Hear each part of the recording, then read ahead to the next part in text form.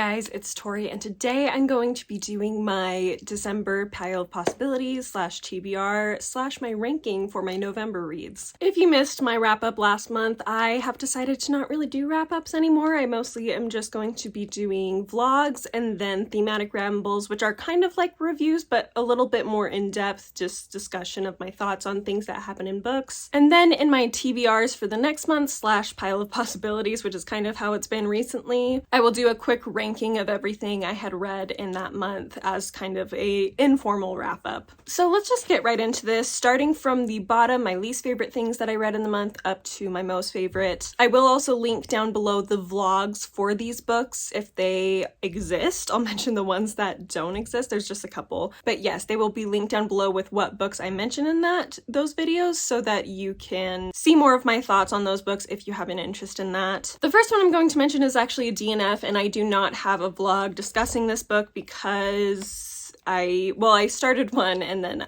I DNF'd it. So that book is The Mother's Recompense by Edith Wharton. I got about 100 pages into this like 270 page book and I just was really bored. I didn't care about the characters. Simply put, this book follows a woman who abandoned her child and her husband when her child was very young, and in recent years she's now middle-aged. She's had a lot of drama in her life. Even though she had a change of heart, her husband would not let her come back, and so she's just kind of been living in Europe, but her daughter ends up inviting her back once this daughter becomes an adult, and that's where we start, and that's all we got in this almost 100 pages, 87 pages of this book, this first book one. It was a lot of repetition of her feelings being back with her daughter, and I just didn't care. I was very apathetic towards the characters, and yeah, unfortunately was not very interested in it. I probably will keep it and just keep my place in it for now, and then maybe in a little bit I'll end up coming back to it because maybe it's just not the right time for me. Plus, I think I got through the most boring part. I think after this is where it's gonna get exciting, but I just didn't care enough to just see what happens for now. So anyway, I may come back to this, but for now it is a DNF. Then we have Titanic: True Stories of Her Passengers, Crew, and Legacy by Nicola Pierce. This is my only nonfiction on this list for Nonfiction November. I definitely failed, but I gave this 3 stars. Don't have a vlog for this, mostly because it was just very like, here's information about the Titanic. There was nothing special about the writing. There was nothing special about even the approach. It was just different chapters kind of focusing on different aspects of the Titanic, the passengers, the legends surrounding the Titanic. I was in a Titanic mood and this gave me what I wanted, just information about the Titanic, but that's like the most basic level of what it gave me. So I gave it 3 stars. And this is my last one, I promise, that I don't have a vlog for because it was another one that was just meh, and I read all 3 of these in a row, I should say. So they were all like right in a row, and that's why none of them have a vlog, because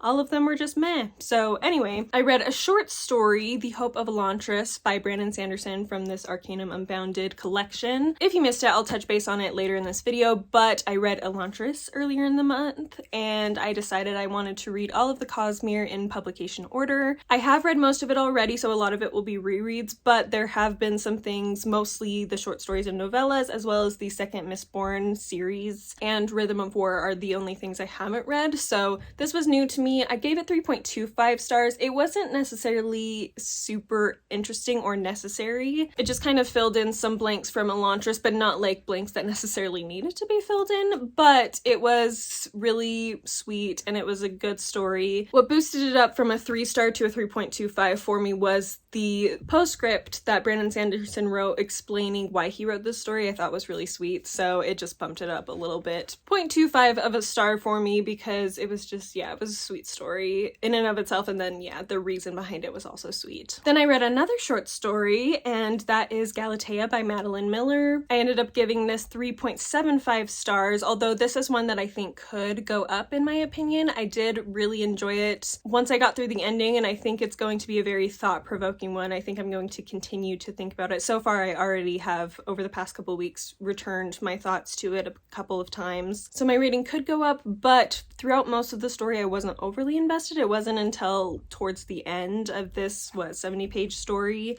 that I started getting a little more invested. So just because it wasn't necessarily the whole story that had me gripped, I just felt like I couldn't quite give it 4 stars, but like I said, that could change in the future. Then I have A Brilliant Night of Stars and Ice by Rebecca Connolly, which I gave 4 stars. This was not necessarily a great novel, but it was a great exploration of the Titanic and the people involved in surviving the event, those who died, as well as those who came to help, and I really appreciated that experience, and it made me sob multiple times. Then with 4.75 stars, I read The Winter of the Witch by Katherine Arden. This is the 3rd and final book in the Winternight trilogy, and I really loved how this series wrapped up. I thought it was beautiful. There was a lot about it that I loved. There was at least one thing that I shouldn't have loved, but I actually did like the way it was approached in here. So yes, this was a great end to the trilogy and one that I will happily reread in the future as I get in those fantasy moods. Then we have 2 5 stars for the month, which is great. I have first of all Elantris by Brandon Sanderson, like I mentioned. Read this, loved it, absolutely adored it. Is it the best of Brandon Sanderson's works? No, not necessarily, but it got me back into fantasy. I really just had my heart pumping. I read the last like 2/3 of this in like 2 days, which this is not a short book, so that was impressive. Yeah, it was great, and like I said, it spurred me on to want to read all of the Cosmere, reread / read for the first time those parts I haven't yet in publication order, and I'm so excited to continue with it. And my number 1 book for the month, also 5 stars, but just slightly higher than Elantris, although they're pretty close. No, this was a clear winner, so it's not that close, but I mean, they're both 5 stars. So anyway, Middlemarch by George Eliot. I read this with Emily from Novelle Novels. Unfortunately, she gave it 3 stars, and I think she just wasn't in the position to really have her mind focused on it as much, so at least that's what she said. So hopefully she'll be able to return to it in the future and enjoy it a little bit better, but I loved it. I love the characters. My one qualm is I wish that there was more Mary Garth in it. I wish we had been able to explore her storyline a little bit more. I feel like there was some things to be desired in that subplot line if you've read this, but I did love everything else we read. I will say I think I actually like Adam Bede better than this. I've been pondering on it for a little bit, and I think Adam Bede is still my favorite George Eliot, but this is a close second, and then Silas Marner after that of the 3 I've read. So anyway, loved that, adored it. I do have a full spoilery vlog coming out soon about this. I haven't posted it yet, but I think it's going to be my next video actually for next week, so be looking forward to that. And that is what I read in November. So let's get into my pile of possibilities for December, starting with some rereads I have planned. So like I mentioned, I am wanting to read the Cosmere. So my next one is Mistborn by Brandon Sanderson. This will be a reread for me, and I don't know for sure if it's gonna happen this month. We'll have to see, but I would like to get to it this month if it ends up being possible. So we'll see,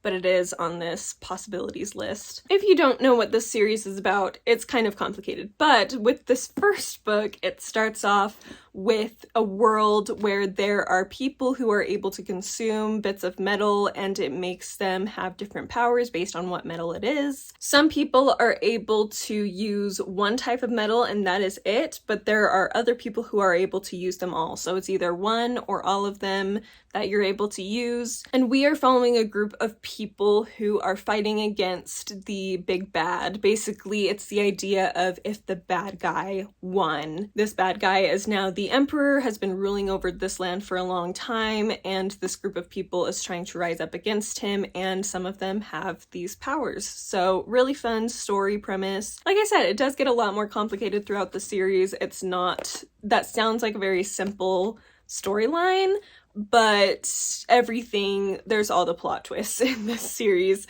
This first one has some plot twists, but once you get through the second one and the third, it continues to get more, not convoluted because that sounds like a negative connotation, more intense and interesting, and more plot twists happen. So excited to get back into this whenever I do. Hopefully it will be in December. Then I do have all of the illustrated editions of the Harry Potter books, which I have been collecting as they come out, and I've only read the first 2 actually. So because it's Christmas, I just feel like Harry Potter just gives me that Christmassy feeling. So I would like to possibly maybe reread the third Harry Potter Prisoner of Azkaban in the illustrated edition since I haven't done that yet.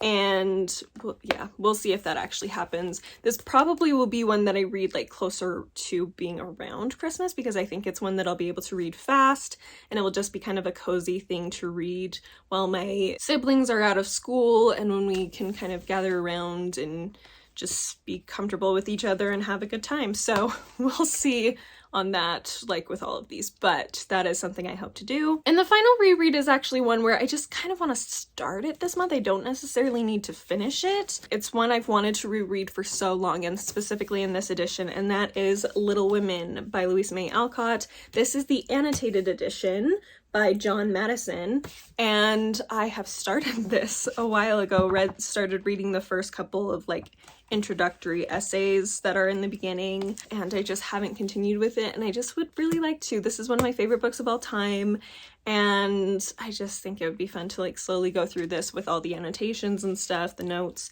So that's my hope, is that I'll at least start this. Like I said, I don't necessarily have to finish it, but I'd like to at least start it. Then some non-rereads we have. So I'm currently reading 2 books, one on audio and one physically. So the physical read is The Vanishing Act of Esme Lennox by Maggie O'Farrell. I just started this last night. Today is the 29th of November, and I started this yesterday and got about 30 pages in, so not very far, but it's not a very long book either. So it is at least a decent chunk of the story, and I'm really liking it so far, so I will definitely be finishing this month. The other one I am listening to on audiobook still is The Body Keeps the Score by, I can never remember his name, but here's the cover. I'm really enjoying this. I'm actually hoping to finish it because I have today and tomorrow left in November. I'm hoping to finish it by the end of November for nonfiction November. I think I have like 3, maybe 3.5 hours left of that to listen to, so we'll see what happens.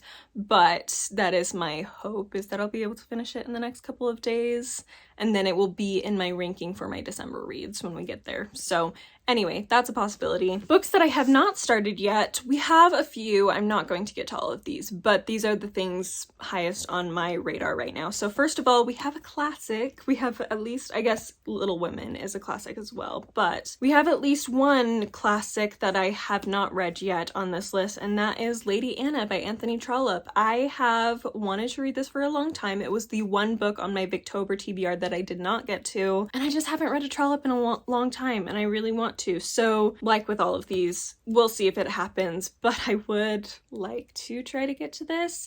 If not, I do have Barchester Towers on audiobook that I wouldn't mind listening to as well. So that's also a possibility, but I would like to try to get to this before the end of the year. But like I said, there's a lot on this list, as you will see, so chances are that I won't quite do it, but we'll hope. And then I have just a nice little middle grade fantasy that I'd like to read if I can, just because it looks cute and it might be a fun wintry read, and that is The Legend of the Dream Giants by Dustin Hanson. Like A Brilliant Night of Stars and Ice, this is a book that actually is carried in the bookstore I work for, which is mostly a religious bookstore, but they do have some fiction that they sell, and it's a little bit more, not local authors, but like local to my state and maybe not quite as well known. There's a few of them that actually are a little more well known, but this is one that is a recent release, and I believe it follows a giant who keeps having dreams about a polar bear, and I don't know anything beyond that, but it has pretty like illustrations, and there's like, I don't know, it just looks magical and fun. So we'll see if I get to this one. I just thought it would be a cozy read for December, but like I've been saying, there's kind of a lot on this list for me to be able to get through, so we'll see what happens. The final 3 that I have on this list, I'm actually not going to tell you about because I have a secret TBR going. I have a vlog I really want to do. So these 3 are probably like top priority out of all of these on this list. I would at least show you like the pages or something, but I actually don't even have them. I just ordered them in the Black Friday deal that Barnes & Noble had going on this past weekend, and they have yet to arrive. They will be arriving in the next couple of days though, so that will be happening as well, hopefully.